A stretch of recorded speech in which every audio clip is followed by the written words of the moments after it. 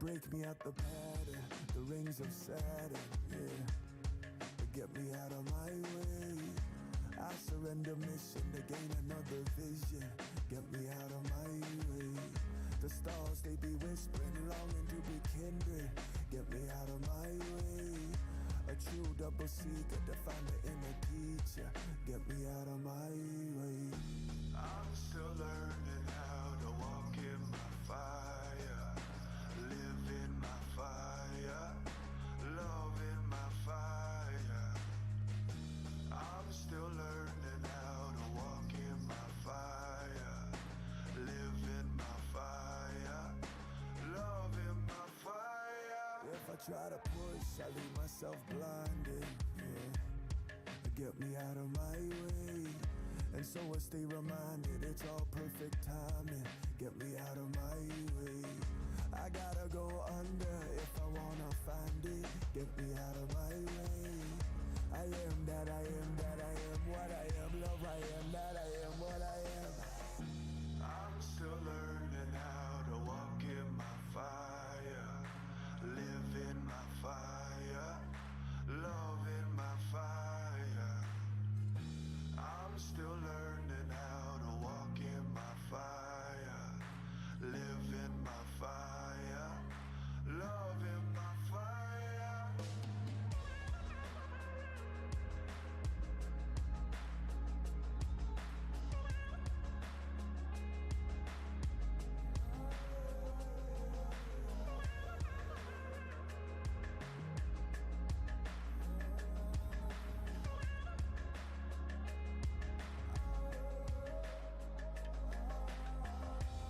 I'm still learning how to walk in my fire, live in my fire, love in my fire. I'm still learning how to walk in my fire, live in my fire, love in my fire. I'm still learning how to walk in my fire, live in my fire, love in my fire. I'm still learning how to walk in my fire, live in my fire, love in my fire.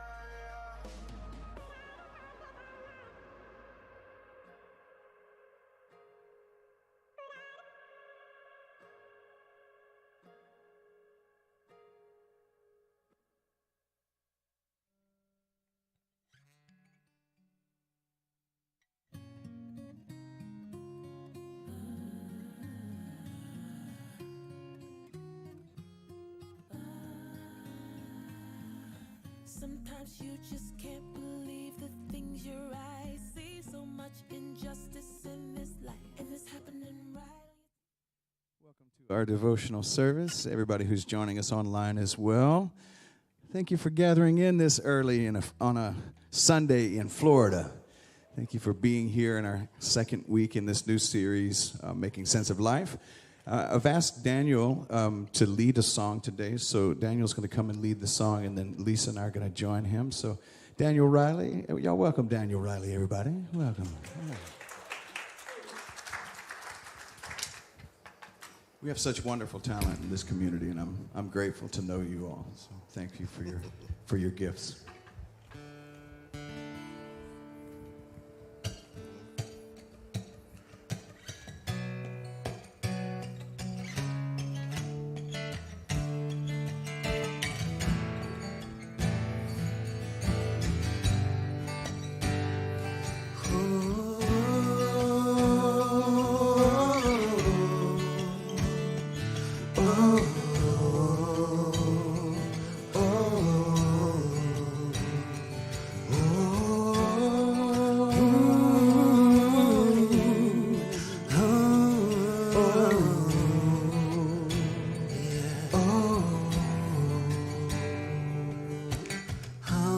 things are working for my good.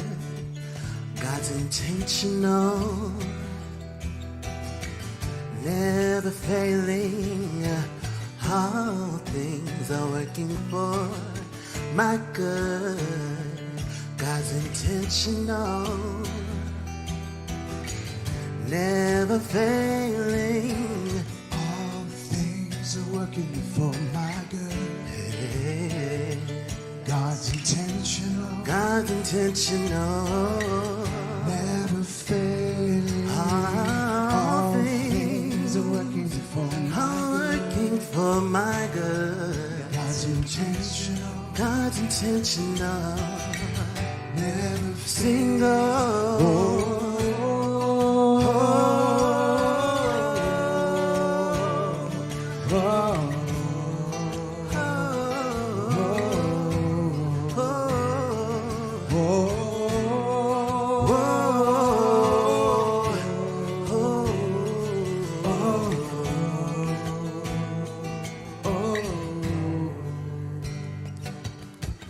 I don't have to worry 'cause it's working for me.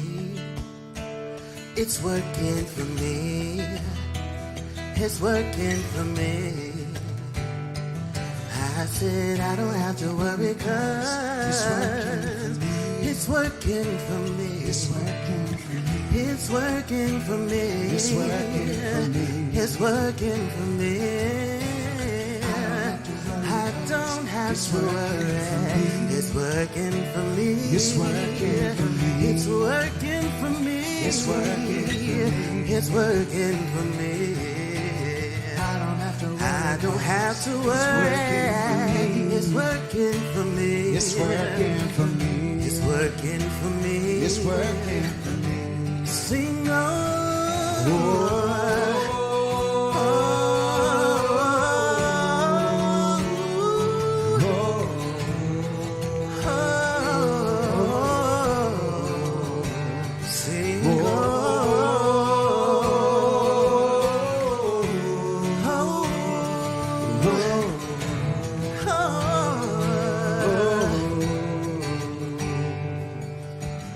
All things are working for my good.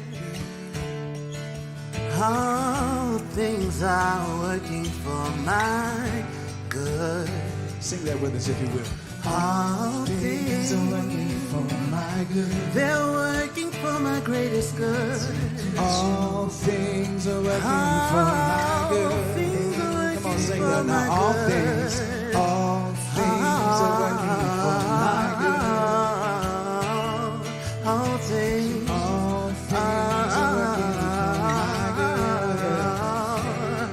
All things. Things are working They're for my good. working for my good, yeah. All things They're are working for my good. They're working for my good.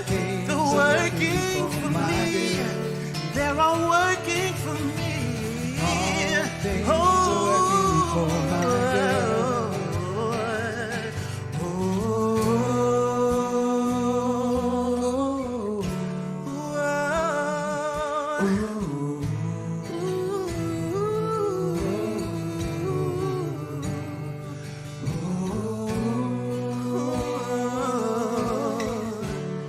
Yes, it's working for me.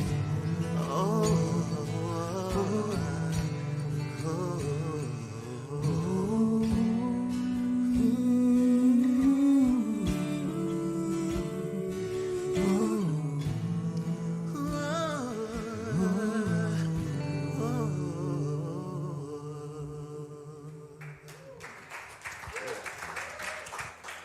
Daniel Riley, Lisa Nadeau, everybody. Yeah.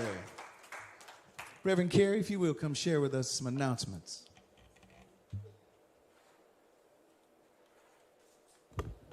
Sorry, family. I thought Reverend John was going to sing a little something else for you. Good morning. Happy Sunday. Thank you guys for being here with us today. We're so glad you're here and that you've chosen to be a part of the vibration that we're putting out into the world. It's not just John and I. It's not just the voices. It's not just the spiritual support team. It's you as well. We as a collective are raising the vibration. So I am so grateful that you're doing that with us and that you choose to do it with us. All right, we have Wednesday evening meditation with Reiki here in this space every week. I do apologize, I don't know who the facilitator is this week. It's in my phone. I was trying to get that, and I had to hurry up here. So I'll make sure that that is put in the newsletter for you guys. But every week is a different facilitator. So every week is a different experience. So if you enjoy meditation and you want to relax, join us here Wednesday at 6 p.m. Our prayer chaplain this week is Miss Teresa Downey. She is sitting kind of near the back with a pink stole on. And our prayer chaplains are available to pray with you, hold space with you, celebrate with you, smile with you. So if you'd like to speak with Teresa after service, feel free to do so.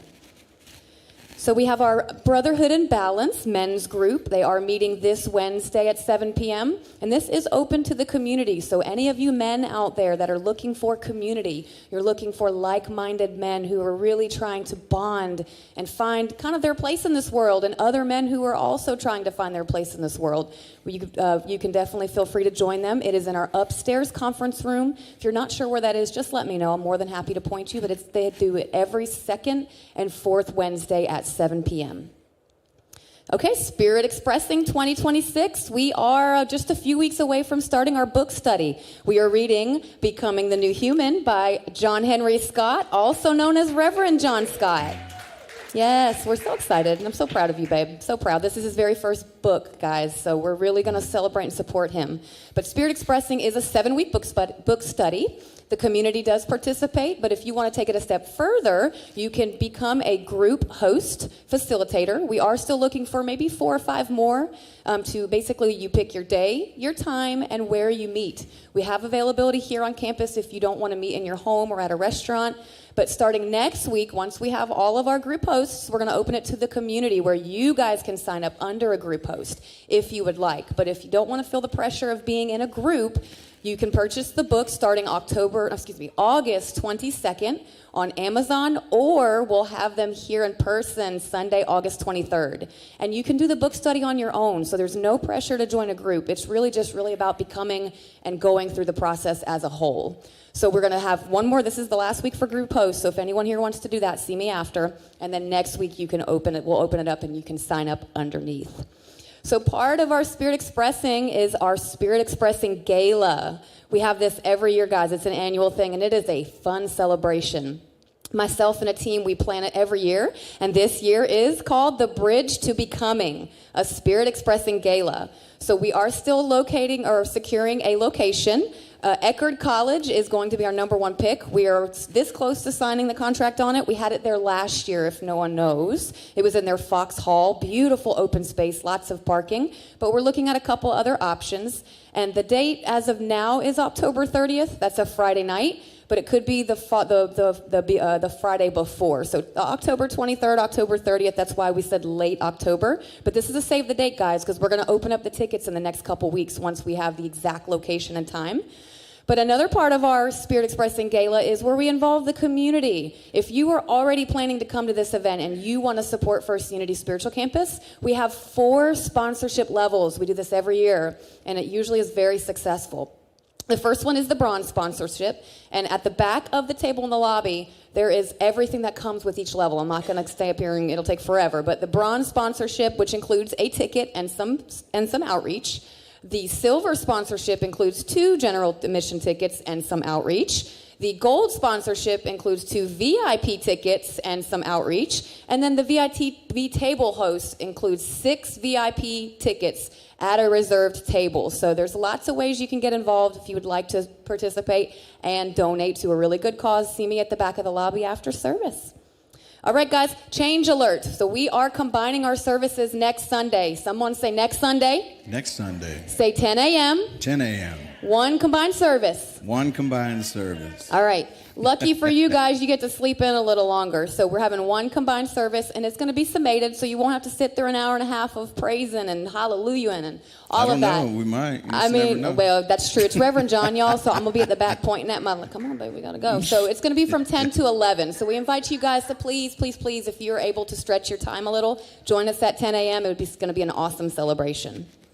Mark your calendars for Love Festival 2026. Yes. This is a new invention or new concept for First Unity Spiritual Campus. It's going to be a little bit of kind of what we did last year with the Oh gosh, John. Gratitude. Thank you. Gratitude night, where we're really celebrating and being grateful for what we have, mixed in with some awesome spoken word and poetry, some dance. There's going to be a lot going on that night. So it is Friday, September 25th. There's a flyer at the back of the lobby if you want to save the date. And everyone's welcome, guys. The love offering is appreciated, but everyone is welcome to celebrate with us that evening.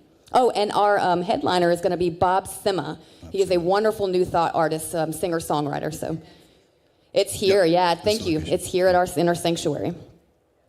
We do have our first Unity Pantry in the hallway. It's been added to. Some take it, some bring things. So if you would like to take anything off there, please do so. Or if you have anything you'd like to add, just see me and I can point you in the right directions. Qigong with Reverend Alara. That's every Saturday here in this space at 4:30. She is having that every Saturday moving forward. She started that yesterday. So if you're interested in what Qigong is, there is more information on the back of the table. But you can also email Reverend Alara, and I'm happy to give you that information.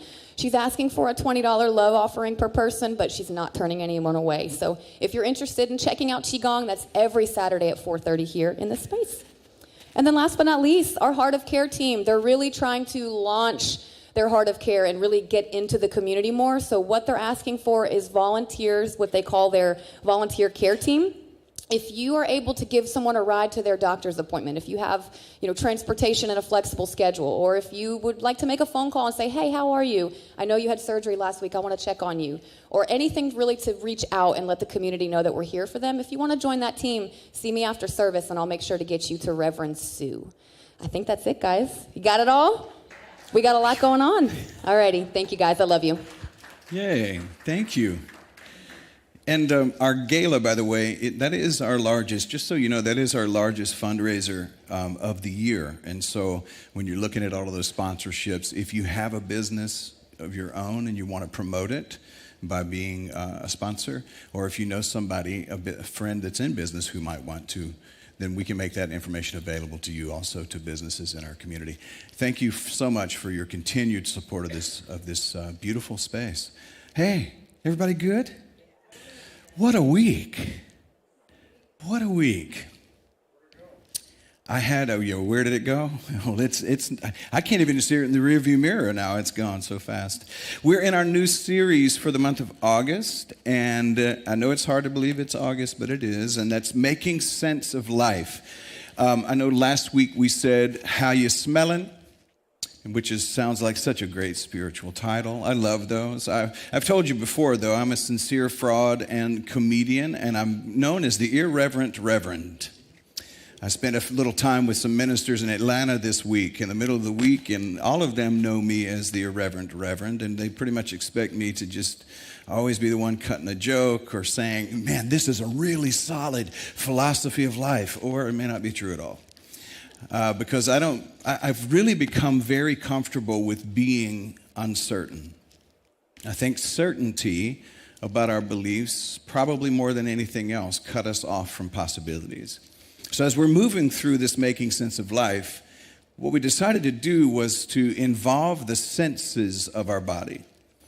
How we smell and taste, the touch, the seeing, the hearing, all of the engagement that we have with this life. Because even the point of the book, Becoming the New Human, is to remind us that our spiritual enlightenment or growth or whatever we call it, whatever we want to say that it is not to escape this life, but it's to fully engage this life. It's to fully be participating as human beings who are also divine beings all at the same time. Pat yourself on the chest and say, I am divine and I am human. So we're developing a taste for what nourishes us. That's really the push for today. Last week we began our journey through the sense of smell. And it was a deeply spiritual question, how you smelling? And some people can be a little triggered by that. So what do you mean by that? The idea is for this to all be metaphor. We're using metaphor that flows along with the senses that we have. And so we explored what it meant last week to come through the fires of life, those moments that feel like fiery trials, without allowing the smoke to become our identity. In other words, the smoke is not in us, even if it has at times tried to attach to us. And today we're going to move into another sense, taste.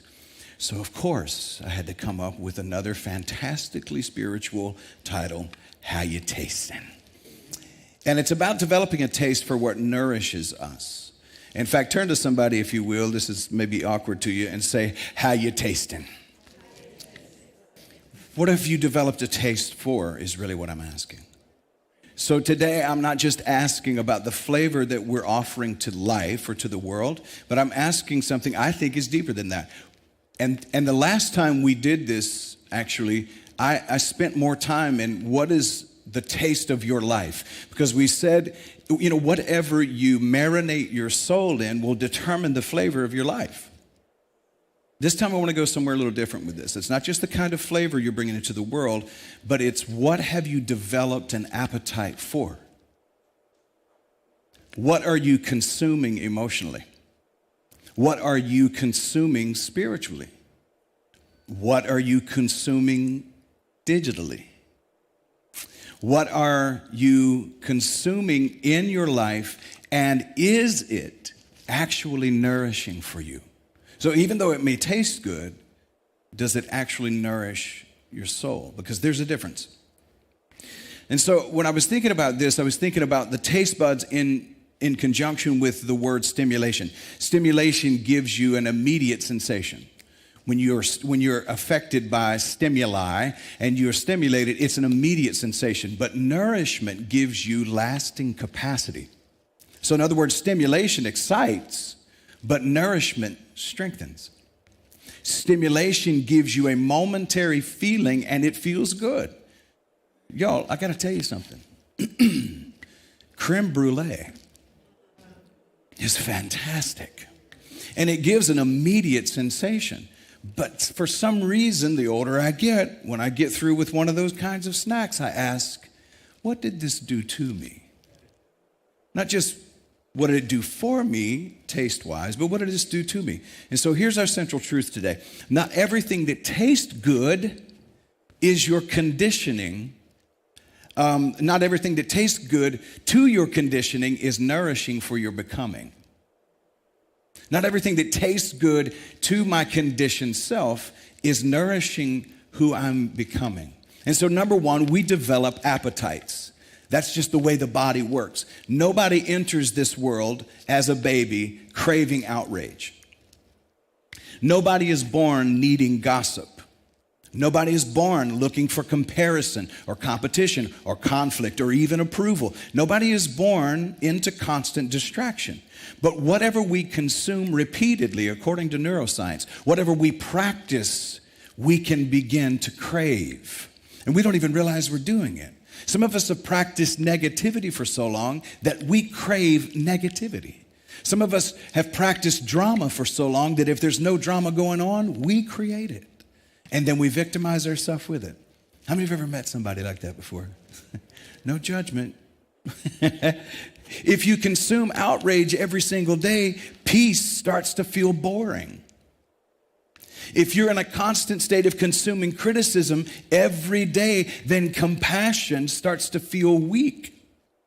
If you consume constant stimulation, then stillness, this happened for me, I noticed this, stillness begins to feel uncomfortable. Because I feel like I should be doing something. I feel like there should be something stimulating me. If you consume other people's approval, then you stop trusting yourself, or self-trust starts to feel frightening.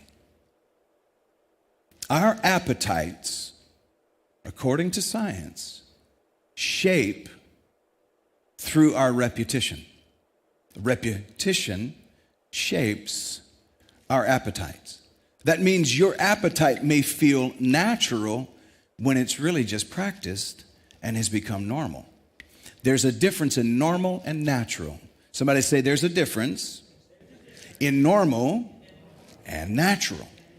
And folks, in our society, we've normalized what's not natural.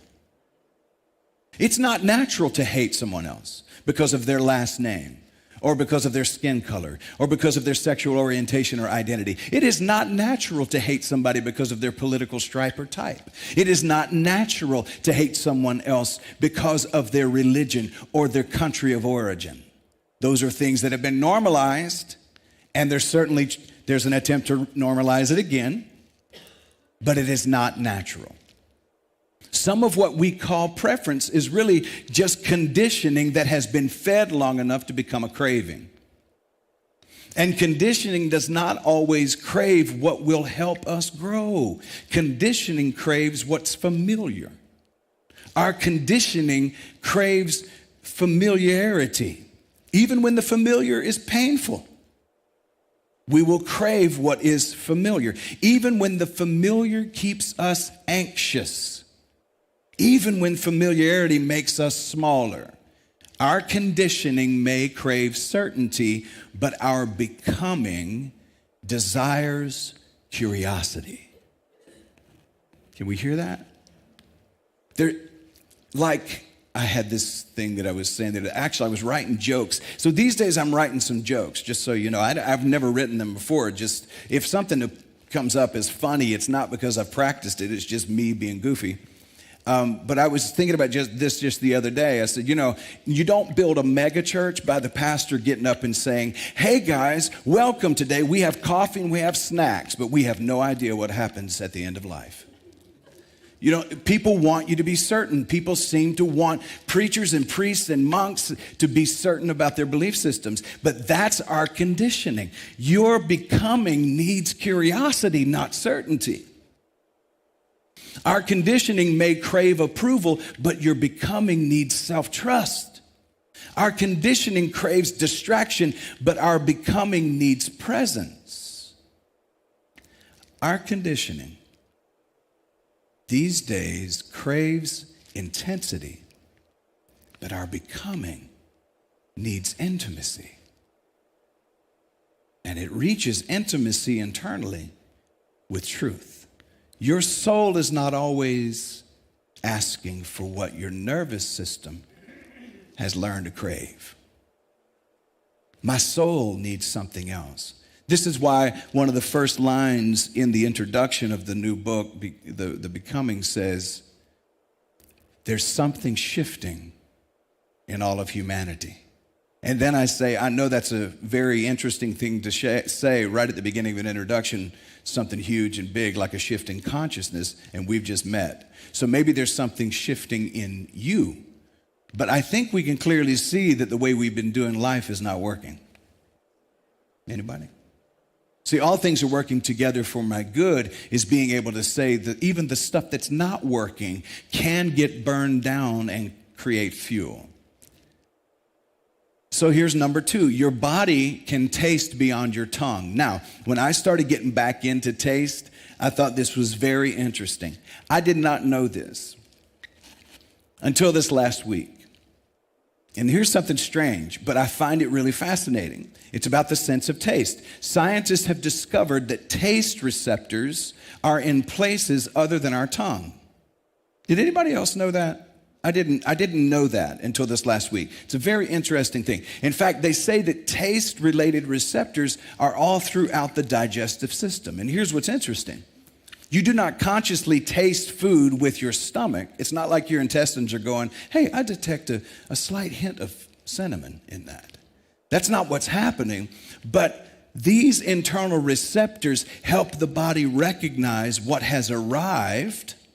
The tongue tastes it, but the digestive system taste is detecting what has arrived, and then it starts to coordinate responses involving digestion, appetite, your hormones, and protection. So in other words, your mouth tells you how something tastes, but your body tells you what it does to you.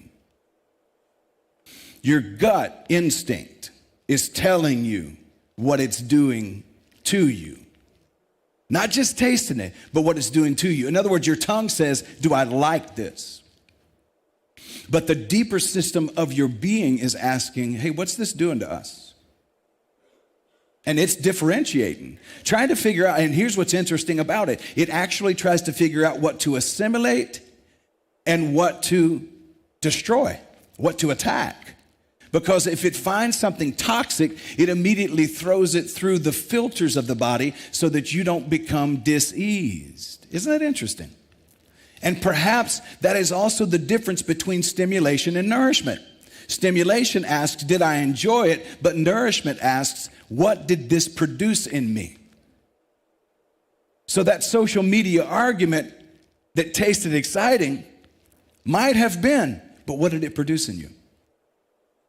The gossip may have tasted delicious.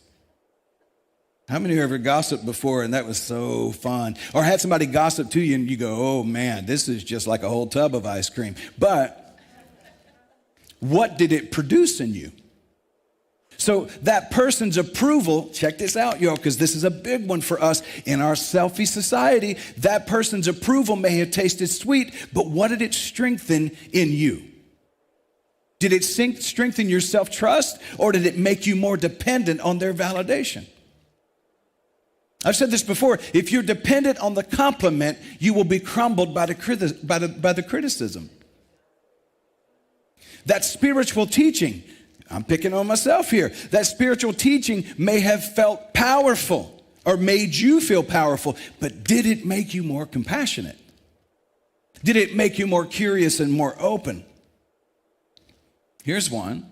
That news program, it may have confirmed everything you already knew. You already believed it. But did it make you wiser or just more afraid? You see, you can't determine nourishment by the first taste. This is what I found from this study. You measure nourishment by the after effect.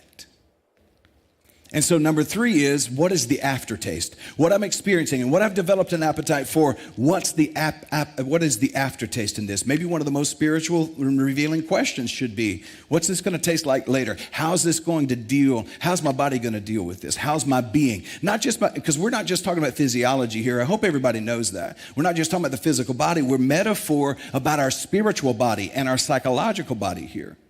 Because some things taste sweet when they enter our lives, but they leave us with fear and agitation or shame. Sometimes they just leave a sense of emptiness or being depleted afterwards. And I don't mean the Buddhist kind of emptiness.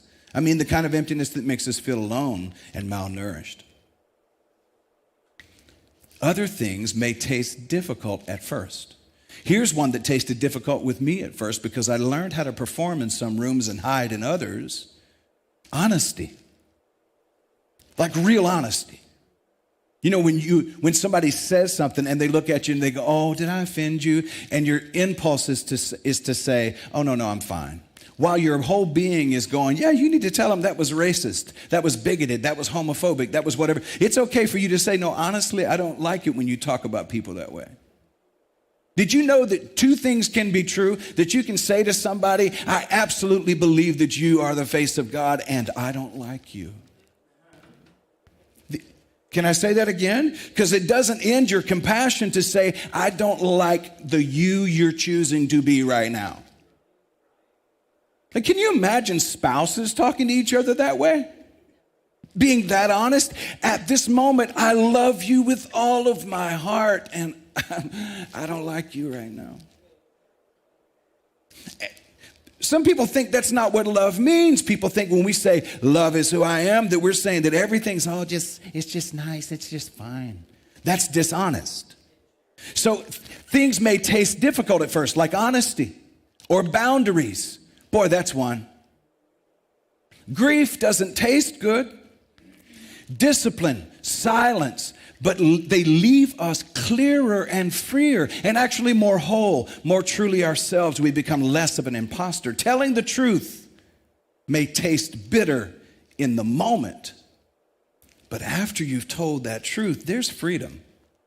How many of you ever had that happen to you before? When you finally were just brave enough, confident enough to say what is your truth, what did you feel afterward? You felt probably a sense of spaciousness and freedom, because you took the chains off. Setting a boundary may taste uncomfortable in the moment, but afterward there is dignity. Sitting in the silence may initially taste boring. Boy, did it for me. I'm a creative, which means, at least most psychologists believe, that a lot of people who are really, really creative, they're in the imagination a lot, are also ADD. Right? So sitting in the silence for me was boring. It tasted boring, but afterward there was clarity. I found clarity in my life. The thing that kept me coming back to meditation was the clarity on the other side. Allowing yourself to grieve may taste painful, and it does. But afterward, there's a softness there. There's a sense of gentleness there. Forgiveness may be difficult to swallow. You know, I think they have, what's the song, there's a hard pill to swallow? Forgiveness is a hard pill to swallow. But afterward, there's space within you again that was congested by the unforgiveness. So what I'm saying is that the first taste reveals the experience, but the aftertaste reveals the impact. A spiritual maturity is not merely just learning to avoid everything difficult. I know we like to spiritually bypass stuff, y'all, but here's the thing. We're learning to become honest here at First Unity, right? We're becoming transparent. We're saying that you can have a high level of spirituality, you can believe and practice the law of attraction, and at the same time, you know that it's okay to be honest. If we're not honest, folks, we're just living a hypocritical life. And at some point, we just become a diseased community. We will be divided within our own selves, which will make us divided as a collective. So spiritual maturity is not just learning to avoid everything difficult. It's actually developing a taste for what leaves you more alive. So here's the thing, when you consume something, ask yourself, who am I after this? Now, listen, I'm not talking about your physical diet, because John's still going to eat some sweets every once in a while. I'm talking about your spiritual and psychological diet. After I have consumed this, who am I going to be after this? Am I more peaceful? Am I more compassionate? Am I able to be more present? After eating this, am I more capable of loving and being deeply myself? Or am I just activated, agitated, afraid now, and further divided? Jesus, who's one of my heroes, said, at least the narrative, they say he said, you will know them by the fruit they bear. He didn't say judge them because of the fruit. He said you'll just know. That's it. You'll know what kind of fruit is coming from that tree. And the root system determines the fruit system. The quality of the root system determines the quality of the fruit.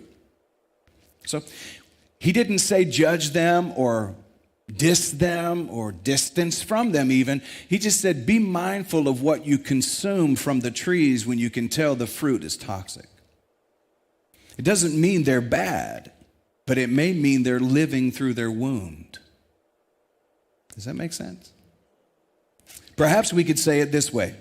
Don't judge something only by how it tastes going in, but pay attention to the fruit it produces after it's entered your life.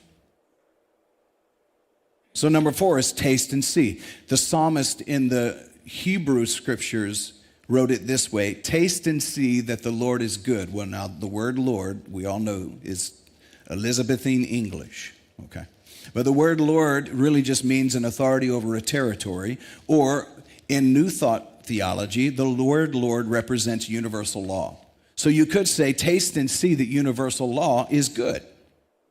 I love that invitation. That's an invitation to us because it does not say argue and prove that God is good. That's what a lot of people are trying to do.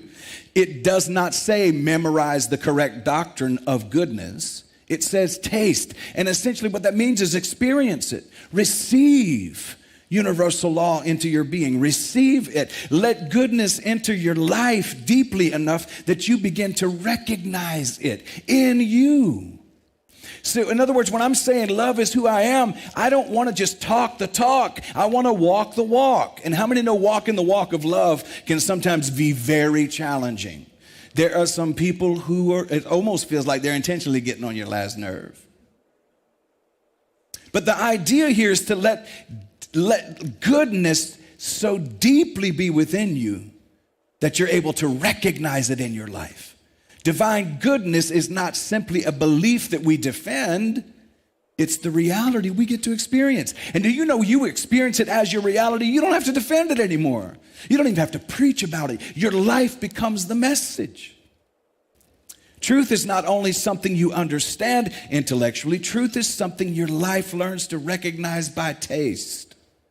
In other words, the more peace you consume, the more quickly you recognize what disturbs it. I'm going to say that again. The more peace you consume, the more quickly you recognize what disturbs your peace. The more authentic love you receive, the less appetite for manipulation you have.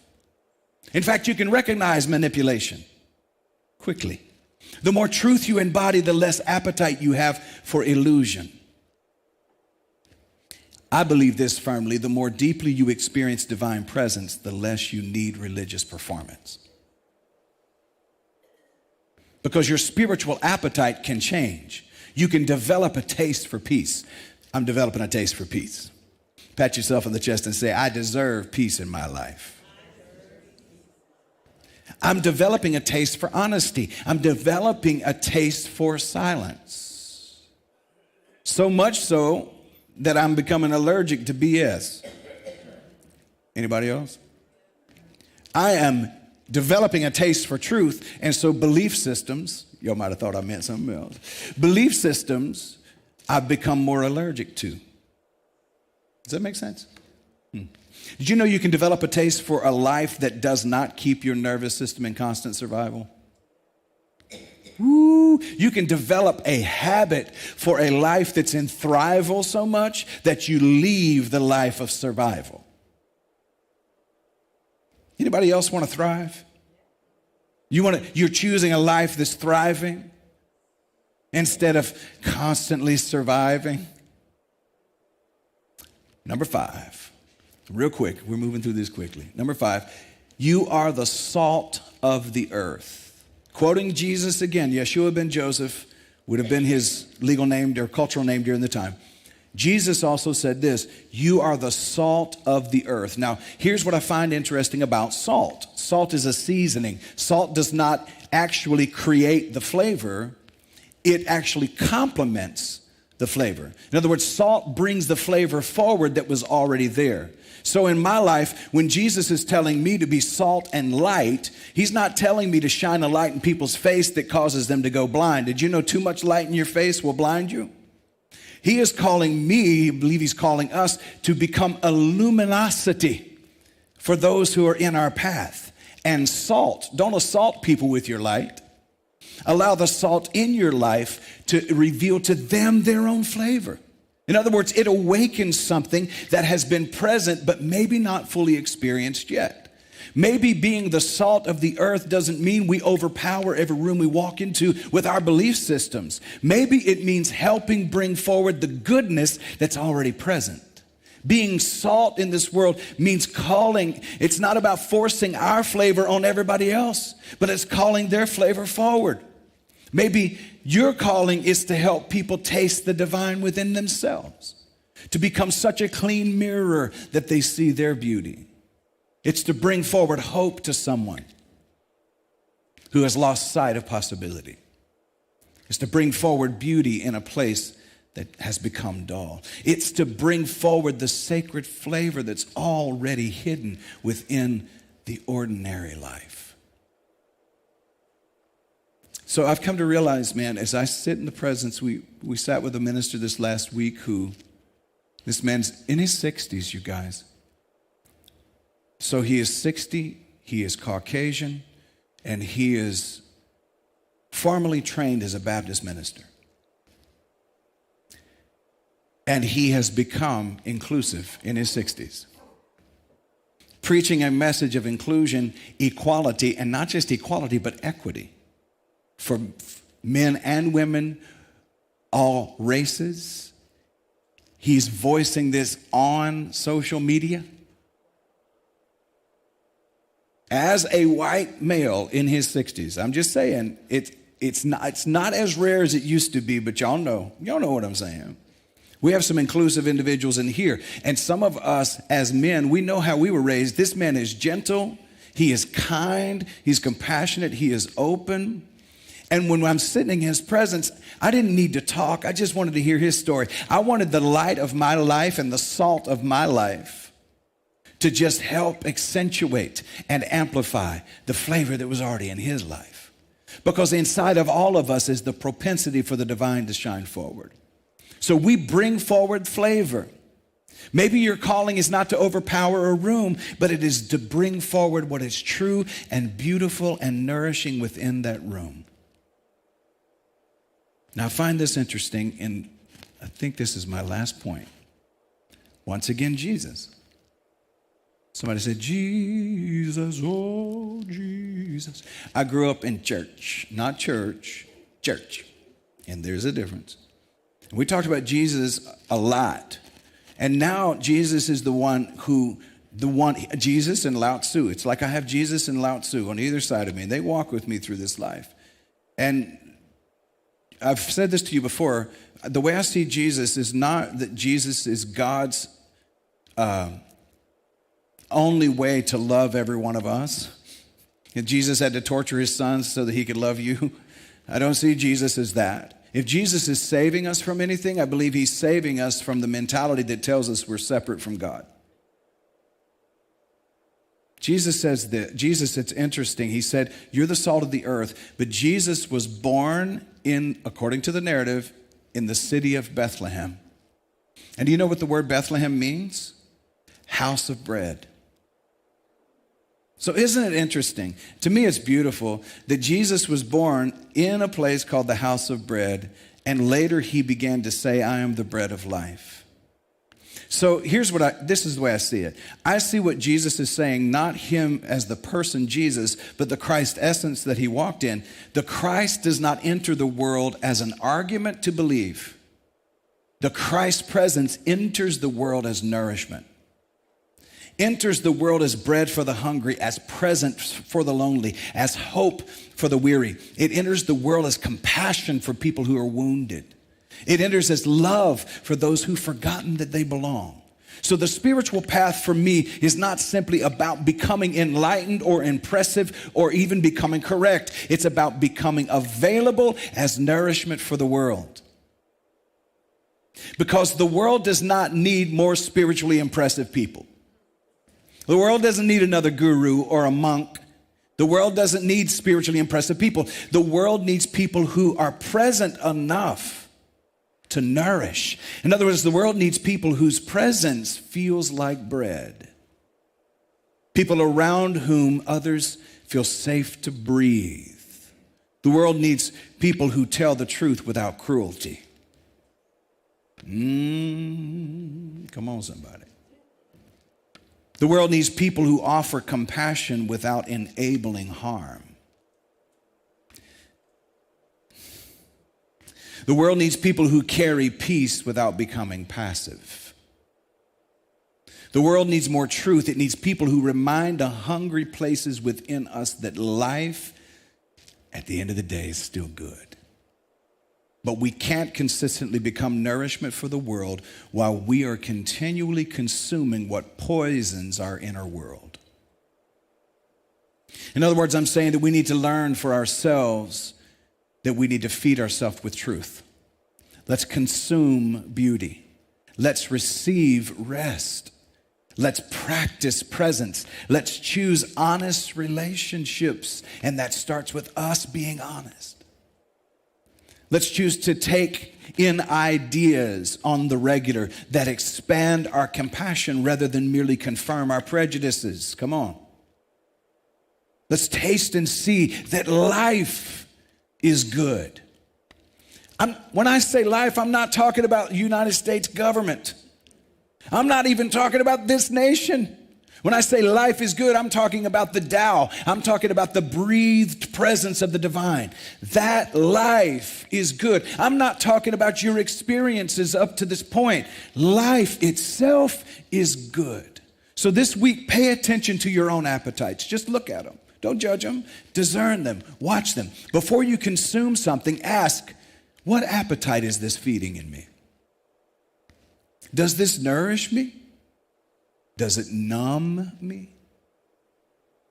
Does it keep me activated? Is this feeding my conditioned self, or is this strengthening my becoming? And here's the most important thing to me, not just the taste, but the aftertaste. What is the aftertaste? Because your tongue recognizes flavor, but your life reveals nourishment or the lack thereof. So this is my prayer for all of us. I'm including myself in this, guys. I'm not preaching to you or at you. I'm sitting with you in this. May we develop a taste for what makes us whole. May we consume what deepens our peace. And may we become the salt that brings goodness forward. And may we become bread for a hungry world. And last but not least, may our lives collectively help others taste and see that the divine is good, so that they're attracted to their own divinity, not our definition of divinity, their own divinity. Look at your neighbor and say, neighbor, how are you tasting? What kind of appetite do you have? Folks, we're on a journey together. I can't stress this enough to you. I don't like the word stress, but I'll just use it because it's a terminology I guess we've learned to use so you can understand what I'm saying. I cannot emphasize, how about that? I cannot emphasize this enough, how much I am with you in this process. Because every day I'm learning how much I don't know. I'm learning how much I don't have my shift, with an F, together.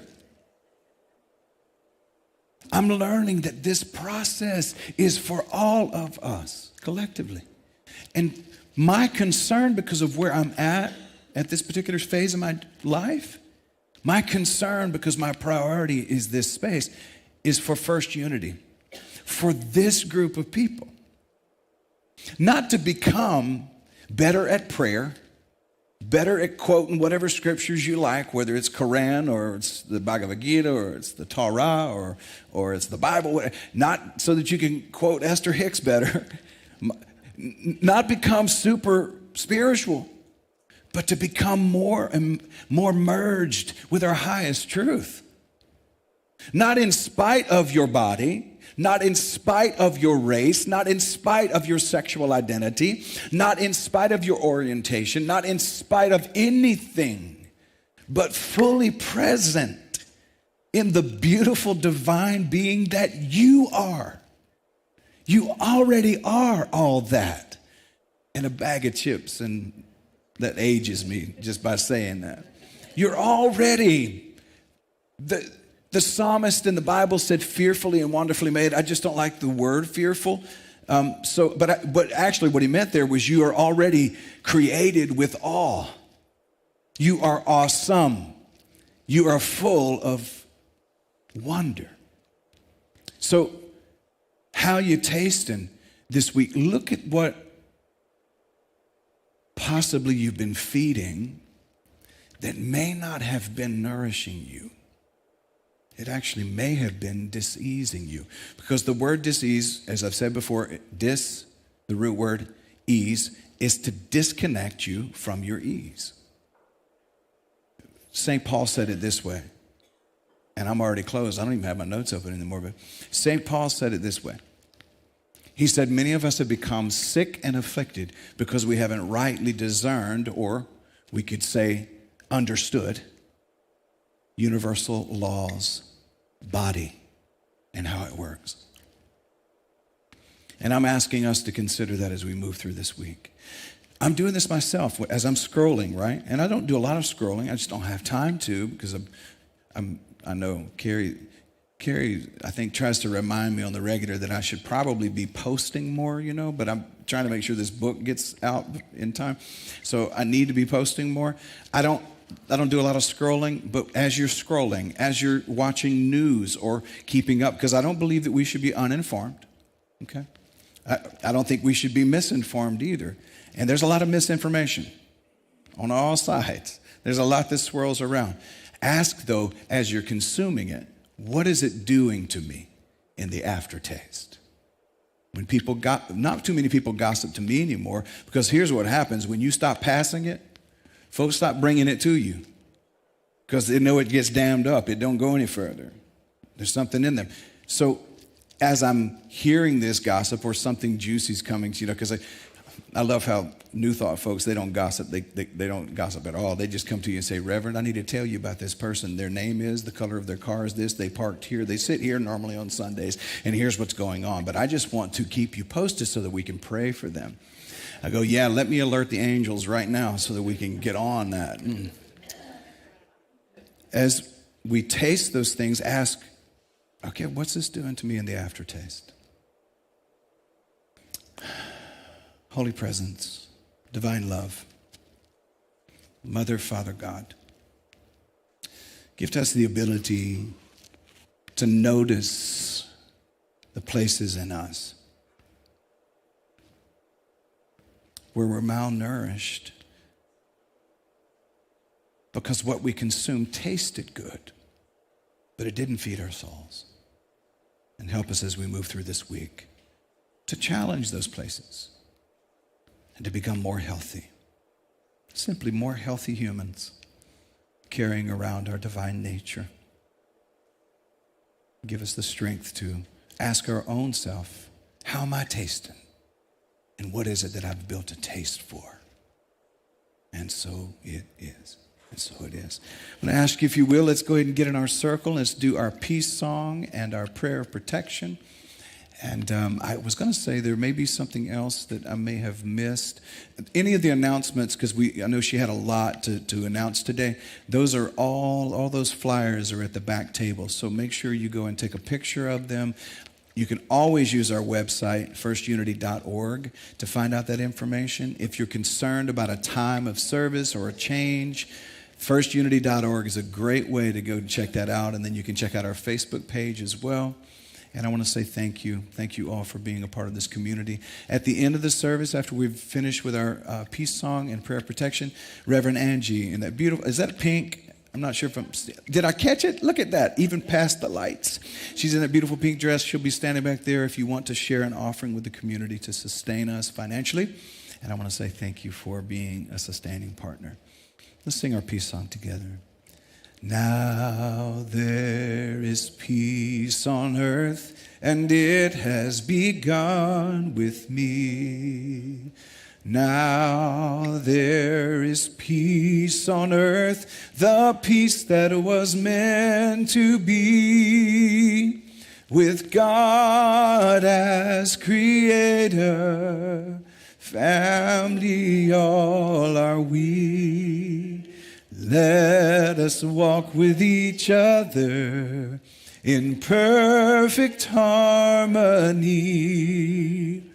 Now there is peace on earth. Yes, this is the moment now. With every step I take, yes, this is my joyous vow. To take each moment and live each moment in peace eternally. Now there is peace on earth, and it has begun with me.